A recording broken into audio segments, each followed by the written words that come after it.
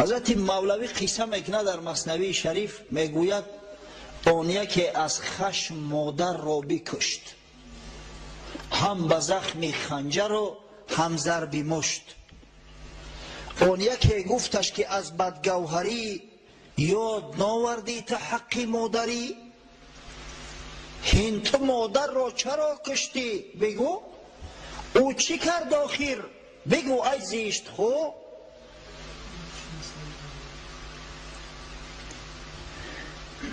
یک نکسی به دست برادر 56 و 54 ره محکم کرده است. بسیار خواهش میکنیم، ما صدها مراتبه التماس کردیم همه کار دیگر تکرار نشود. صاحب ماشین نکسی 56 و 54 خواهش میکنیم تیز ماشین تون بگیره که ره محکم کرده. یک شخص مادرش میکشد، با یک کسی دیگر نصیحتش میکنه که آخه رو درگور تو حق مادریش پیش نظر ناوردی، تو نخوا مادری مشتی پرت بکشی، چرا کشتیش؟ گفت کار کرد کن آری وی است، کشتمش کین خاک ستاری وی است. این بدبخت گفت یک کار کرد که بسیار شرمندگی است، ایرا همون خاک اگر نپوشانش ایرا به هیچ وجه دیگه گناه ایرا پوشانده نمی شود. گفت آن کس را بکش ای محتشم، گفت پس هر روز مردی را کشم. این بدبخت گفت دایی برای شیطونی بگرد که انا فلان آدم بکش، انا فلان آدم اینا بای به دولت شده است بکش. برای گپی ایشیده من هر روز یک کس بکشم خونی مردم بده کلا بگیرم. کشتم او را رستم از خونهای خلق، نای او برم به هست از نای خلق. از او به همین را بکشم یا برای جانم خلاص شوه، این سبک نیست. به حضرت شرح میتوخی این کشتن مادر، اگر مادر به هر شکل نموده باشه ممکن نیست. آخی غرض از مادر چی است؟ حضرت شرح میته میگه نفسی تست آن مادری بدخاصیت که فنای اوست در هر ناحیت. همون مادری بدبخت این همین نفسی پلیدی تای، برای همین انسان از نفسش نزدیکتری چی نیست. این نفست ای پدرت هم دوست میداری، از مادرت هم دوست میداری، از همه دوست میداری. قرآن که انم بدی و بدبختیت همه از حساب همین نفس است. هم بکش او را که بهر این دنی، هر زمان قصد عزیز میکنی. اگر تو این نفس نکشی، اگر تو این پیش راه حسد تا نگیری، از دست تو یک عزیز دیگه سالم نمیمونه. هر زمان قصد عزیز میکنی. از و این دنیای خوش بر توست تنگ، از پی او با حق با خلق جنگ. از روی همین نفسی پلیدت همین دنیای کشو در نظر تو اینقدر تنگ میشوه. نه به حق درست میای به خدا، نه به خلق راست میگیری. ببینه تو گمانی که از فلان من کمترم، می فضایت کمتری بر اخترم. آخه 5 یک خیل نیست. بچه او هیچ کنه بده امروز فلان و بسمدان شده است، گفته این حسد آدم درون به درون می سوزانه. عدی ابن زیدش که یک صغیره فیسیم بد امروز ترجمانی خسروی پرویز شده است، گفته این بدبخت ابن مقرین تلخش کفیده است.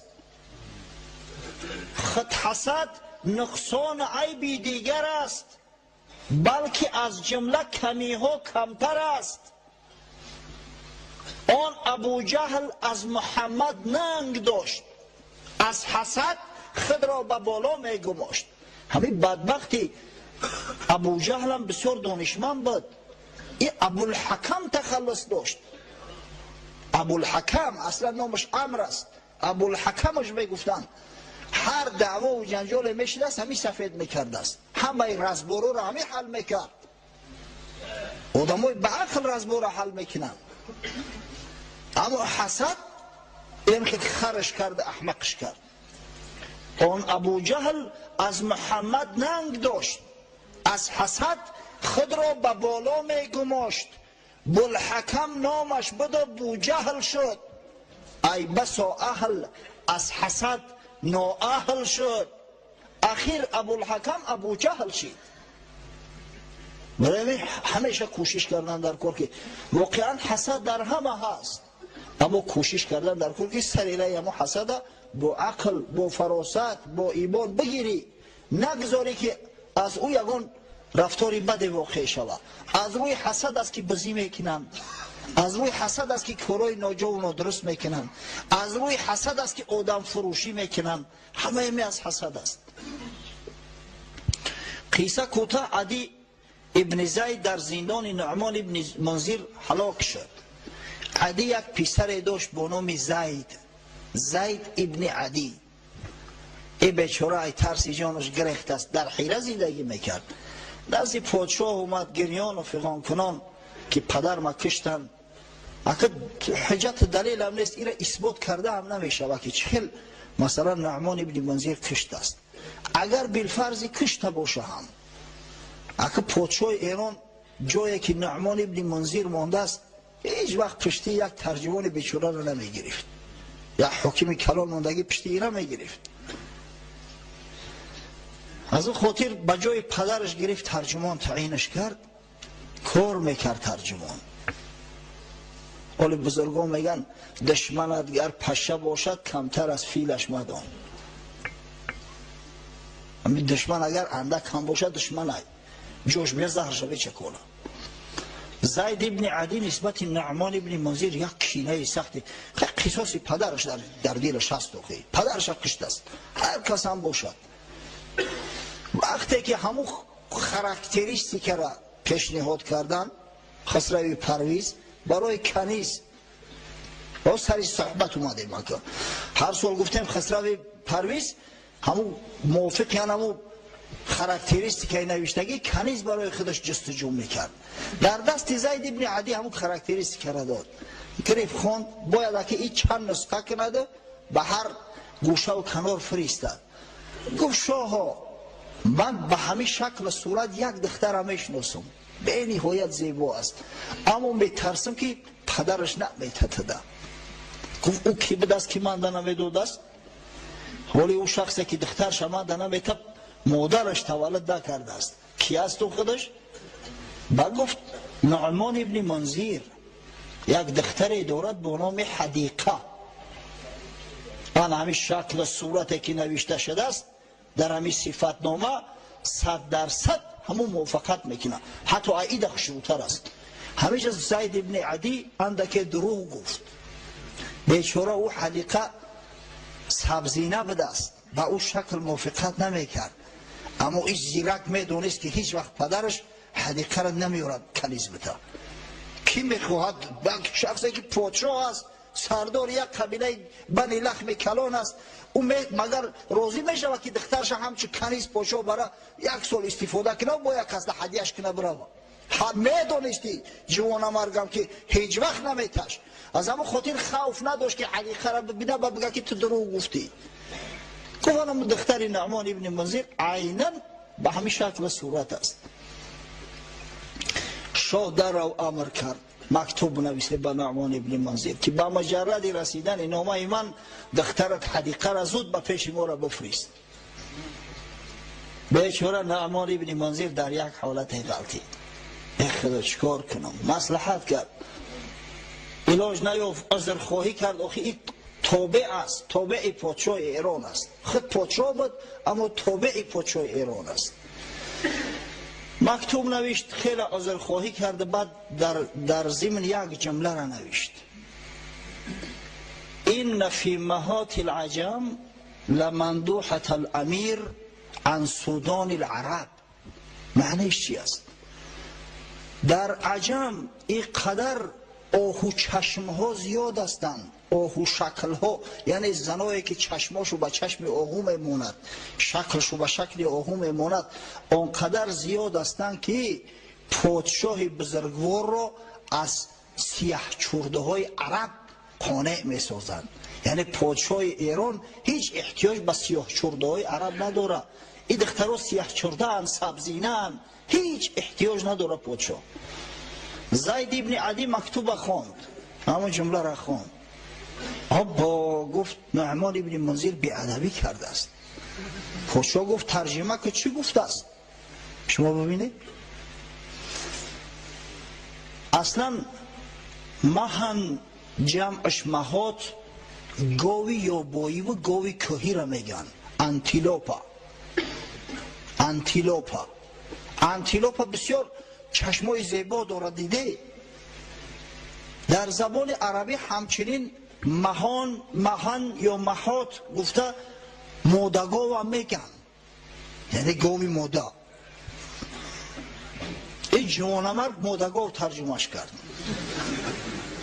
گفت نوشته است که مگر همون مودگاوهای عجم برای تو کفایت نمیکند که تو سید زاده های عرب طلب میکنی؟ کلمه سودان این بیچاره به معنای از سواد گرفته است، سیاه یعنی سیاهک، مقصد سبزی نه، اما این سود به معنای سید هم میوید. ای گرفت سید ترجمهش کرد، یعنی گفت که همون مودگاوات برات کفایه است، تو چی سید زاده های عرب طمع میکنی؟ وقتی این را ترجمه کرد در نزد پاشا خون در سرش زد، گفت نعمان ابن منذر را بگیره بیاری. آخران پادشاهی حیره که هست برای همون قصهش مفصل آوردیستم. بیچاره دیگه در تشویش ماند، میدونست که اگر برم یکون بلادا گرفتار رو میکنم. حالی نمیدونه که تو کدام درجه مسئله جدی است. به هر وجه نزد قبیله آل شیبان رفت و با سردار قبیله هانی ابن مسعود که یک جوانمردی بود، فرزندای خودش مال و اموال خودش به امانت گذاشت و خداحافظی کرد و آمد نزد پادشاه. به یک روایت پادشاه گرفت در زندان پرتافتش که در زندان مرد. بر روایت دیگر که شاید درست‌تر باشه در زیر پای فیل‌ها پرتافتش. فیل‌ها لگد کردن کشتنش، پچکش کردن. ببینید دشمنت گر پشه باشد کمتر از فیلش مدان. چی بسا میشود که یک مرچک احوال فیل بد میکنه. از همه خاطر است که بزرگان میگن اگر 100 دوست داشته باشی کم است، اما یک دشمن زیاد است. اما چی کنیم که در این دنیا با به دشمن هم نوشید است. پس به همین پادشاهی هیره نیست شد. جای نعمان ابن منذر در ابتدا یک شخصی را با نام ایاس ابن قبیسه تایی گذاشتن. ای از قبیله بنی تی معروف است. قبیله بنی تی احمد شنیده، با نام حاتم تی احمد میشناسه. اما او بیچاره مدت زیاد پادشاهی نکرد. 1 سال 2 سال پادشاهی کرد، شکست خورد از امو هانی ابن مسعود. وقتی که خواستن زن فرزندانی که را طلب کنن گیرن، امو حدیقه را خواستن که طلب کنن گیرن. او هانی ابن مسعود هم بسیار جوانمرد بود، از گفت امانت است من به شما تسلیم نمیکنم. بر ضد پادشاه ایران برخاست. در جنگ در یک موضع با نام زیقار نزد چاه زیقار بار اول در تاریخ عرب ها عجمی ها را شکست دادن، در همیشه مغلوب کردن. قشون ایاس ابن قبیسه تایی را که لشکرش از لشکر عجم عبارت بود. بعد از او دیگر پادشاه در هیره یک ایرانی را ماند با نام آزادبه ابن مردان بنداد. در همونجا دیگر پادشاهی کرد تا زمانی آمدن اسلام و تا زمانی آمدن خالد ابن ولید. و خالد ابن ولید همه او را چپگردان کرد و آخران پادشاهی حیره، پادشاه عربی، به همین شکل صورت عاقبت اجلش رسید، دنیای فانی را بدرود گفته رفت. حضرت مولوی یک قصه دارد، یک قصه نه شرح توضیح داده است بیچاره. همیشه بر ضد جبری ها اختیار هست ما را بیگمان، حیث را منکر نتانی شد از آن. هر یکی ما و شما به یگان شک شبه اختیار داریم. خداوند ما را مختار خلق کرده است. حیث را منکر نتانی شد از آن، سنگ را هرگز نگوید کس بیا، از کلوخ کس کجاب جوید جفا یا وفا. یگان کس سنگ میگه که سنگ بیا به پیش مکو، او سنگ قدرت ای کار کردن نداره. از همین خاطر میره خودت سنگ میگیری میوری. برزگاه را کس نگوید هین بپر، یا بیا ای کور تو بر من نگر. یگون کس برزگو میگه کشش میگه که بپر. وقت برزگوی بیچاره پریدن نتونه، در حیز قوتش نباشد پریدن، چقدر او را مجبور میکنی که بپر؟ یا یک کورا بگو که تو بیا نگاه کن شفا شما را نگاه کن چقدر زیبا و آزاده، چشم بینا نداشته باشد. این که گویی این کنم یا آن کنم، این دلیل اختیار است ای صنم. همون نقشه های میکشی که پگه او کارا میکنم یا حوزی از مسجد میبرم فلان کارا میکنم، همه قدش دلیل است بر اینکه خداوند را اختیار داده است، تو را مختار خلقت کرده است، یعنی صاحب اختیار جزئی هستی. جمله قرآن امر نهی است وعید. امر کردن سنگ مرمر را که دید، قرآن ببینه همه امر خدا است، امر میکنه یا از یک کار نهی میکنه یا وعدت میته یا وعید میکنه. یکون که سنگ مرمر امر میکنه که اگر راست نبشتی قورت میکنم، او سنگ مرمر چی نمیفهمه؟ پس ما صاحب اختیار هستیم.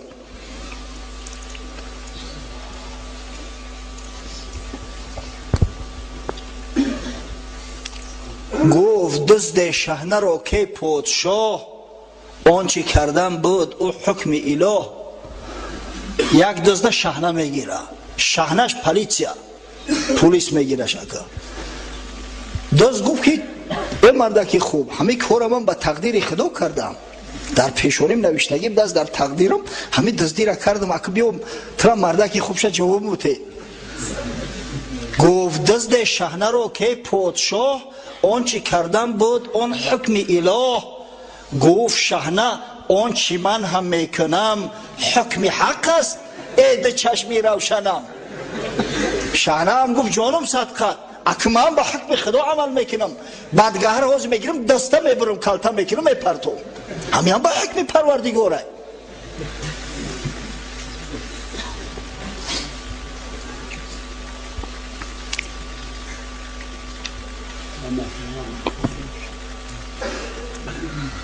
از دکان اگر کسی تر ببرد، کیم به حکم ایزی دست ای باخیرت. بر سرش کوبی دو سه مشتی کره، حکم حق این است که اینجا باز نه. هم یا تربک یا کس بیا یا بگیره یا دکان که تقدیر خدا بدست، همین رزق روزی مورا خداوند به همین دزدی معین کرده بدست، صاحب دکان به قفس چهار مشتش میزنه که رو تو سیا حکم خدا ای است که در همجا جاش مون، این مالی من ایت نیست.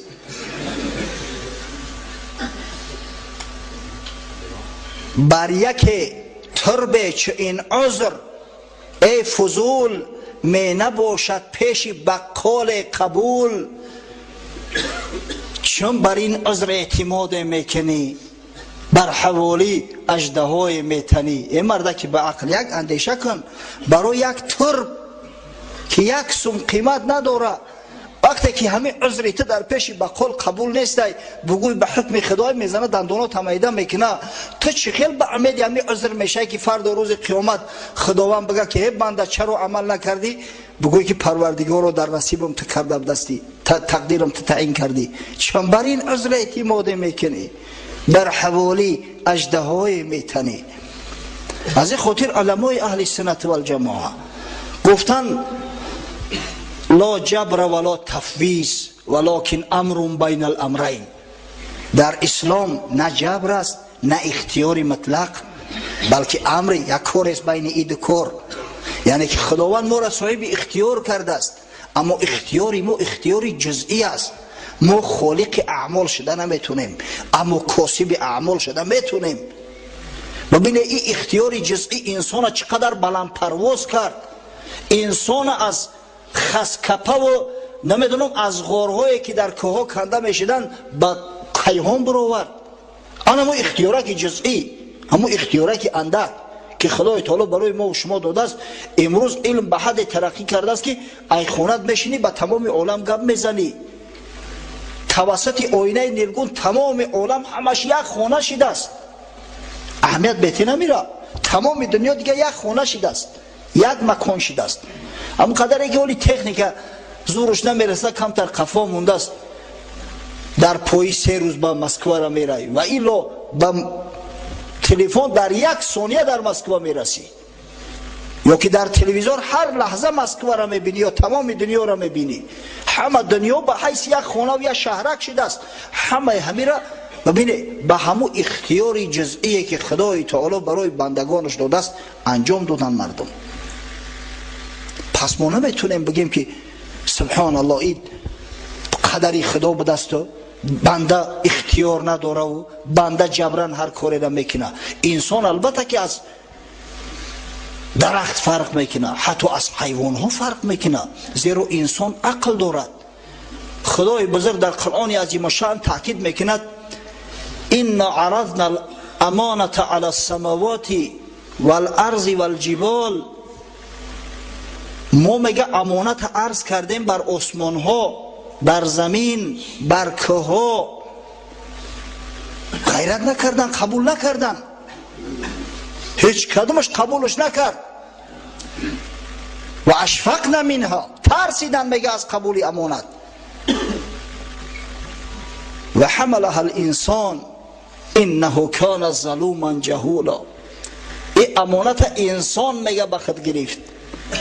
امانت یعنی هم تکلیف خدا را بدرستی که این انسان میگه ظلوم است، یعنی عدل نداره، و جهول است یعنی که نادان است. اما علمای تحقیق بگویند که ظلوم است، عدل ندارد، اما امکان عدالت کردن داره. جهول است، نادان است، اما امکان علم دانش پیدا کردن دارد، زیرا خداوند براش اختیار داده است و خداوند هدایتش کرده است و خداوند براش پیغمبرها فرستاده است و خداوند براش کتابها فرستاده است. همه در قوت توانایی بشر هست. از همین خاطر در مسئله تقدیر قول اهل سنت و الجماعه همو است که نه جبر است نه تفویض، بلکه یک امر بین امرین. ما میگیم خالق کلی اشیا الله ذوالجلال است و کسب کننده انسان است. انسان میتواند کسب کند، قدرت کسب کردن دارد. در احادیث آمده است حضرت یک حدیث اندک برای بعضی ها مشکل به دست آزی برای تو بیان میکنیم، انشاءالله به شرحش میدیم، برای که در همین موضوع سوالم کردن. من از خودم از پیش خود مثلا یک موضوع را نمیگم، وقتی میبینم که در جامعه بسیار تشویش فراهم می‌آورد، سوال و جواب در اطرافش زیاد میشود، بعد اون موضوع را مطرح میکنیم. حدیث است متفق علیه، بخاری و مسلم روایت کردن، اما این لفظی که ما میگیم از مسلم است، مفصل تر آورده استش. حضرت ابو هریره رضی الله عنه راوی امت اسلامی از پیغمبر خدا صلی الله علیه و سلم روایت میکنند احتج آدم و موسی علیهما السلام عند ربهما. حضرت رسول الله صلی الله علیه و سلم میگویند آدم و موسی علیهما السلام در نزد پروردگار بحث کردند. ابن حجر عسقلانی در فتح الباری میگه یعنی در قیامت بحث کردن. فحج آدم و موسی، حضرت میگه در همین بحث آدم دست بالا بود، آدم غلبه کرد، آدم علیه السلام. قال موسی انت آدم الذي خلقك الله بيده ونفخ فيك من روحه واسجد لك ملائكته و اسکنک فی جنته. تو میگه آدم هستی، ابوالبشری هستی که خداوند خلقت کرد، در تو روح خلق کرده شد دمید، ملائکه های نازنینش امر کرد آمدن در نزدیت سجده کردن، تو را در جنت بی‌نظیر جای کرد. ثم احببت الناس بخطیئتک الی الارض. بعد چت بگم گفت با خطایی کردگی فرزندای بیچارت از جنت کشیدی برآوردی در زمین پرتافتی، مقصد به عیب تو امروز ما هممون زمینی شدیم و رفتیم. حضرت خواجه حافظ میگه من ملک بودم و فردوسی بر این جایم بود، آدم آورد بر این دیر خراب آبادم. ما مثل ملک در جنت بودیم، آدم علیه السلام گرفت همین داری فانی و داری خراب بولا گرفت آورد. حضرت موسی را همون سخن گفته است که این قدر نعمت خدا برات داد تو خطا کردی بیچاره فرزندات در بلا موندی. فقال آدم علیه السلام انت موسی الذي استفاك الله برسالته و بكلامه و اعطاك الالواح فيها تبيان كل شيء و قربك نجيا. گفت بچه جان تو همون موسی بنی اسرائیل هستی که خدای تعالی تو را به پیغمبری برگزید، با تو تکلم کرد به واسطه، با تو لوح‌ها عطا کرد که در او تمام اشیا تمام احکام خدای تعالی بیان کرده شدند. تو را از مقربان خود گردانید، در کوه طور با تو تکلم کرده سخن گفت. فبکم وجدت الله کتب تورات قبل ان اخلق. گفت خداوند تورات چقدر پیش از تولد شدن من خلق کردن من ثبت کرده است، نوشته است. حضرت موسی گفت به 40 عاما. گفت یا آدم 40 سال پیش از خلق کردن تو خداوند تورات نوشت. قال فهل وجدت فيها و عصى آدم ربه فغوا. گفت ای موسی در تورات دیدی که خداوند بزرگ میگه که آدم به خداوند عصیان کرد، مرتکب مقصد جرم شد. همه گپ در تورات دیدی نوشتگی است. گفت بله. گفت پس تو مرا ملامت میکنی برای کاری که خداوند 40 سال پیش از خلق کردن من در نامه اعمالم نوشته است که آدم عصیان میکنه و از جنت رانده میشه، تو مرا برای همین کار میگه ملامت میکنی. و میگه فحج آدم و موسی علیه السلام. در بحث غلبه جانب آدم علیه السلام بود. حضرت موسی خاموش استاد.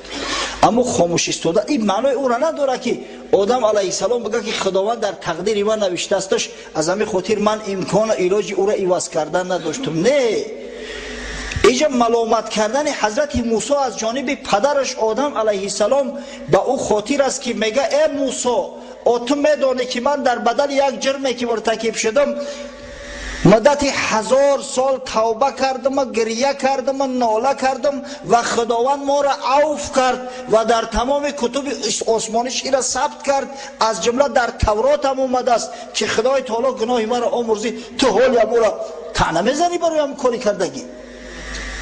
معنای گپ ای است. هیچ کدام ما و شما نمیتونیم بگیم که خدای تعالی نوشته استش ای دستی ما چی میوید. سبحان الله، این خیلی گپ نیست، این گپ جنایت است. و آدم علیه السلام هم گپ نگفت. گفت ربنا ظلمنا انفسنا و این لم تغفر لنا و ترحمنا لنکونن من الخاسرین. پروردگارا گفت بر جان خود ظلم کردیم، عصیان کردیم، سرکشی کردیم. اگر تو گناه من نبخشی، اگر تو هدایتم نکنی و مغفرت نکنی، هر آینه من از زیانکارا هستم، در عذاب و مشقت باقی میمونم. و مدت 1000 سال گریه و ناله کرده، از خدا توبه طلبید و خداوند گناهش بخشید. از پدر آموز ای روشنجبین. ربنا گفت و ظلمنا. بعد از این از پدر تعلیم بگی، نه بهانه کرده، نه تقصیر جست، نه بنای مکر حیلت برفروخت. حیله نکرد که پروردگار آخی خود پیش از خلق کردن من در نامه اعمالم ثبت کردم دست که به دستی که من جنایت میکنم و مقصد سرکشی میکنم، به جزا گرفتار میشم. ایگه پنه گفت. باز آن ابلیس مکر آغاز کرد که بدم من سرخرو کردیم زرد، رنگ رنگی توست صباغم تویی، اصل درد آفت داغم تویی.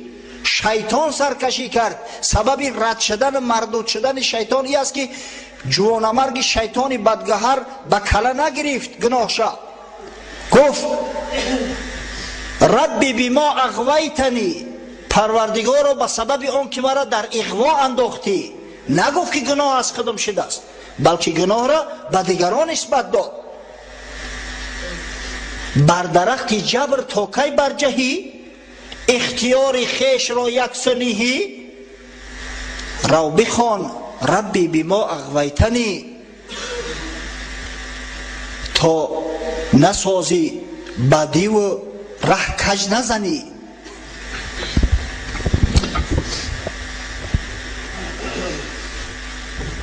پس هر کس ادعا میکنه که در نامه اعمال همین خیلی نوشته بوده است، از همین خاطر برای معلومات نکنه، او پیرو شیطان است، پیرو رحمان نیست، پیرو آدم نیست، پیرو موسی نیست، پیرو محمد نیست، بلکه پیرو شیطان است. زیرا این سخن خودش سخن شیطانی است و همه عمل شیطانی محسوب می شود. حضرت رسول الله صلی الله علیه و سلم بار همراه اصحاب بزرگوار نشسته بودند. حدیث متفق علیه است، در روایت از علی رضی الله عنه که رسول الله صلی الله علیه و سلم فرمود ما منکم من احد الا وقد کتب مقعده من النار و مقعده من الجنه. گفت هر کدام شما جاهاتون نوشتگی است، علاج نداره. هر کس جنتی ها نامشو در جنت ثبت است، دوزخی ها نامشو در دوزخ. صحابه ها گفتند یا رسول الله افلا نتکل علی کتابنا و ندع العمل. ای حبیب خدا، گفتند در این صورت عمل چی لازم است؟ پس ترک عمل میکنیم، توکل به کتابو میکنیم. هر کسی جنتی باشد جنت میروه، هر کسی دوزخی باشد دوزخ میروه. عمل چی لازم بده است؟ قدر جان غم دادن چی لازم بده است؟ حضرت گفت اعملوا فکل میسر لما خلق له. شما عمل کنید، به هر کس همون عمل میسر میگردد که خداوند برای همون خلقش کرده است. فاما من کان من اهل سعاده فییسر لعمل اهل سعاده. هر کسی را خداوند جنتی کرده است، جنتی خلقش کرده است، برای او عمل جنتی ها میسر می شود. ساعتی نماز اومد نمازش می خواند، وقتی فرض در ذمه‌اش است بیقرار می گردد، روزش می دارد، امکان پیدا کرد حج خانه خدا را انجام می دهد، زکات مالش می پردازد. همه عمل ها عمل جنتی ها است و خداوند و پیغمبرای بزرگش ما و شما را خبر کردیان. پس به هر کسی که عمل جنتی ها میسر گردد، یعنی هر کسی را خداوند جنتی گردانده باشد، به او عمل جنتی ها میسر می شود. و اما من کان من اهل الشقا فییسر له عمل اهل الشقاوه. اما هر کسی که اهل دوزخ است، همه عمل دوزخی را دوست می دارد. دست به فسق و فجور می زند، دست به حرام و حلج می زند. اگر نصیحتش کردیم میگه در تقدیر من خیلی نوشتگی به دست، از دستی من چیکار می آید؟ هر نیک بده که آید از من با وجود، تو بر سری من نوشته ای، من چی کنم؟ با همه شعار فاسقاشی دست متاسفانه امروز. حضرت مولوی در جواب همه جبرگراها یک نظم بسیار عالی گفته است. انشاءالله همون نظم میخونیم و وقتی نمازم شده است نماز شروع میکنیم.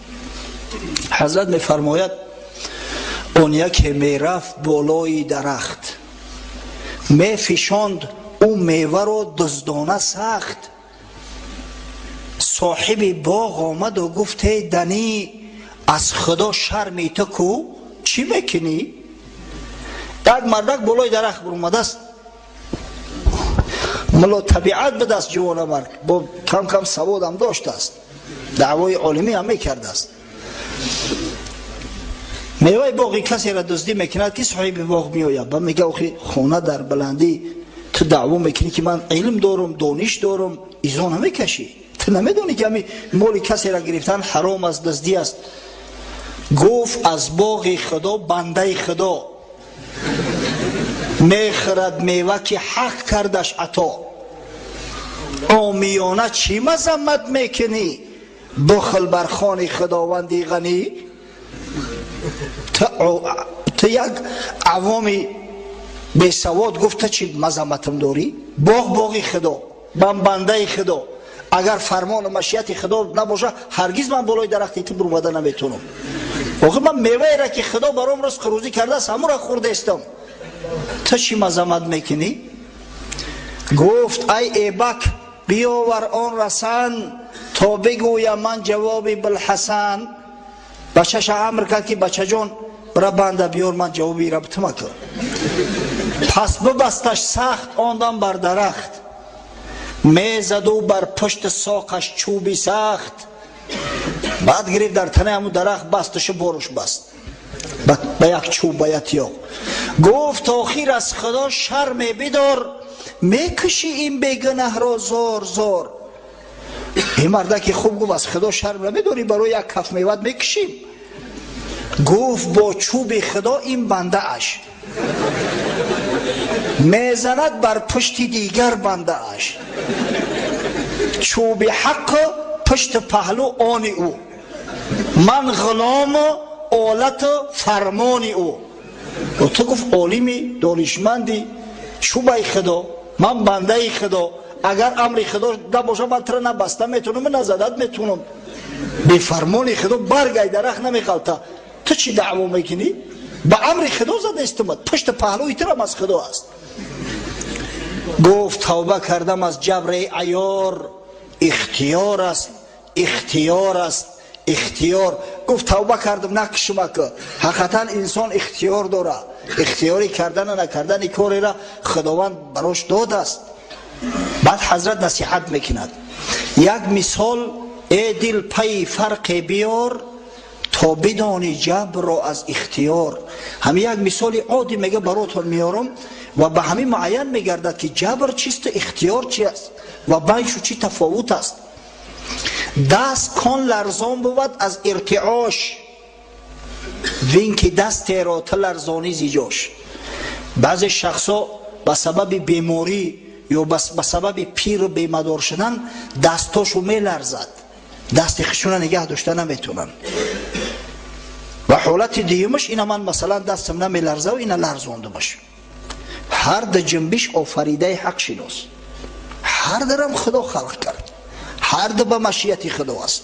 هم جنباندن دست من اگر خدا راضی نباشه من انگوش ما جنبانده نمیتونم، و هم جنبیدن دست شخصی بیمار. لیک نتوان کرد این با آن قیاس، اما اینا به هم دیگر مقایسه پذیر نیستند. زیرا که این را من به اختیاری خودم جنبانده استم، او بیچاره بیمار اختیار نداره در کارش، جبران شده است. از همین خاطر در اعمال شرعی لا جبر ولا تفویض ولکن امر بین الامرین. نزد اهل سنت و الجماعه ما نه قول جبر قبول داریم نه قبل قدری ها را که انسان خالق اعمال خود است، بلکه امر بین امرین که انسان کاسب است و خداوند خالق اعمال. ربنا افتح بیننا و بین قومنا بالحق و انت خیر الفاتحین برحمتك یا ارحم الراحمین. نوردین پسر حاجی عمرالدین دعا میکنیم این برادر یک خیر کرده است، به حد پنهانی کرده است خیرش که باور کنه در همون سیستم پاییز که گوگل در اومدیم بعد پیداش کردیم. خداوند خیر احسانش قبول و مقبول گرداند، در نامه اعمالش ثبت سازد. در حق ثمرالدین برادرمون که محیب است، خداوند از جمیع بلا و آفات ارضی و سماوی نگهبانش باشد. در حق استاد حاجی شمس‌الدین دعا میکنیم که خداوند سعادت دارین نصیب و روزیش گرداند، در کسب و کار و زندگیش برکات عطا کند. در حق برادر ما حاجی سفر به منزل نو کوچیده است، خداوند منزل براش مبارک گرداند، مساعدت کنه که همیشه از خونش صدای تلاوت قرآن و ذکری فرزنداش به گوش رسد. در حق برادر یک شاگرد داریم سید عطا و ایشون جمال الدین، سیدت ها را وعده کردیم در حق دعا میکنیم. ایشون جمال الدین هم خچک کوش کرد که مورم همجا کوش کردون. دعا میکنیم که خداوند از جمیع بلا و آفات نگهبان شو باشه و میل محبت شونه به اسلام بازم زایی‌تر گرداند. در حق برادر حاجی سلطان و جمیع محبان، هر کسی که محب است، هر کسی اسلام دوست می‌دارد، هر کسی که محمد صلی الله علیه و سلم دوست می‌دارد، هر کسی که علما را که وارثای محمد صلی الله علیه و سلم هستند دوست می‌دارد، خداوند از جمیع بلا و آفات نگهبان باشد و جمیع مراد